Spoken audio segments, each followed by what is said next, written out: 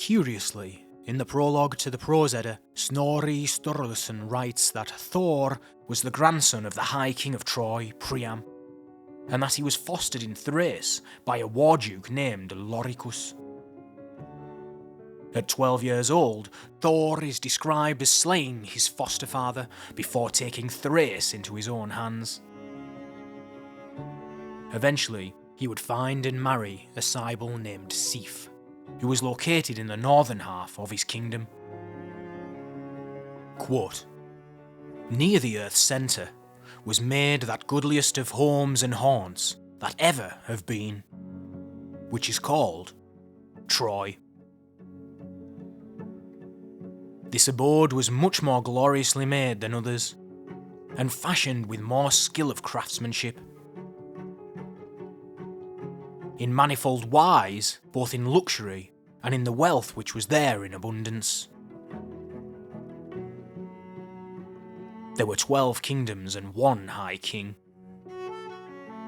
and many sovereignties belonged to each kingdom. In the stronghold were 12 chieftains. These chieftains were in every manly part greatly above other men that have ever been in the world. One king among them was called Munon or Menon, and he was wedded to the daughter of the high king Priam, her who was called Trojan. They had a child named Tror, whom we call Thor. He was fostered in Thrace by a certain war duke called Loricus. But when he was 10 winters old, he took unto him the weapons of his father. He was goodly to look upon, his hair was fairer than gold. When he was 12 winters old, he had his full measure of strength, and then he slew Duke Loricus, his foster father, and took into his own hands the realm of Thrace, which we call Thrudheim. Then he went forth far and wide over the lands, and sought out every quarter of the earth. In the northern half of his kingdom, he found the prophetess that is called Sibyl, whom we call Sif, and wedded her. The lineage of Sif I cannot tell. She was fairest of all women, and her hair was like gold." End quote. The prologue then goes on to say how Odin was a descendant of Thor, and alongside his wife possessed the power of foresight. Upon discovering his name should be exalted in the north, Odin then travels across Europe, securing lands and establishing land wardens as he goes.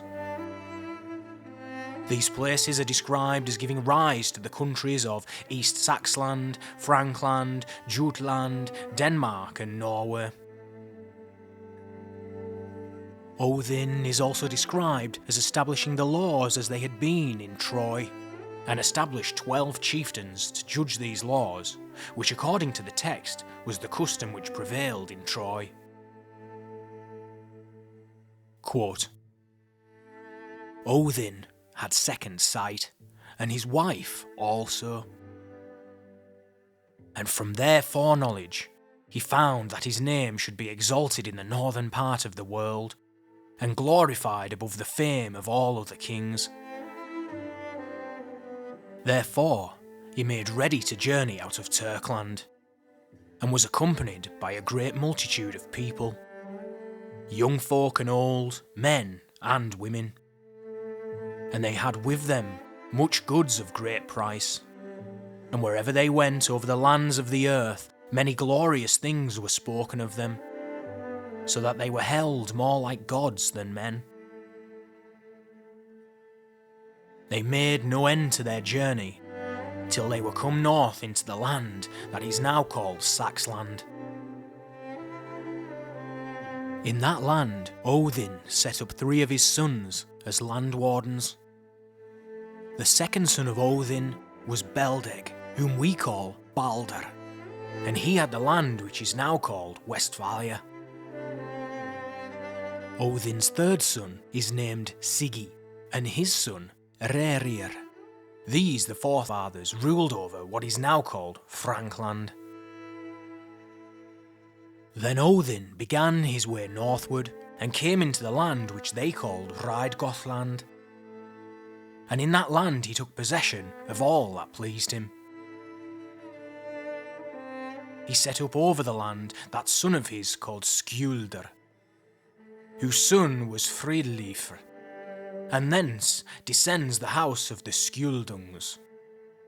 These are the kings of the Danes, and what was then called Rydgothland is now called Jutland. After that he went northwards, where the land is called Sweden. The king there was named Gulfi.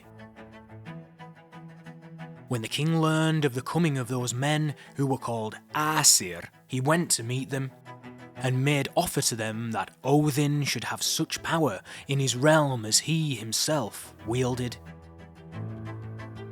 And such well-being followed ever upon their footsteps, that in whatsoever lands they dwelt were good seasons and peace. And all believed that they caused these things. For the lords of the land perceived that they were unlike other men whom they had seen, both in fairness and also in wisdom. There he established chieftains in the fashion which had prevailed in Troy. He set up also 12 head men to be doomsmen over the people, and to judge the laws of the land. And he ordained that all laws as there had been before in Troy. End quote.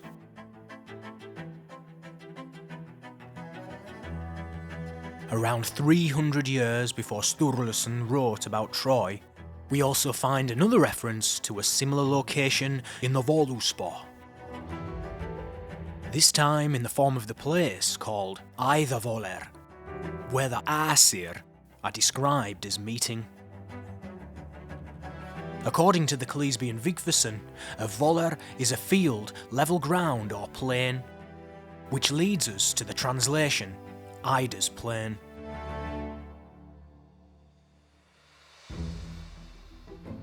This is interesting, as there is a Mount Ida located some 20 miles southeast of the ruins of Troy.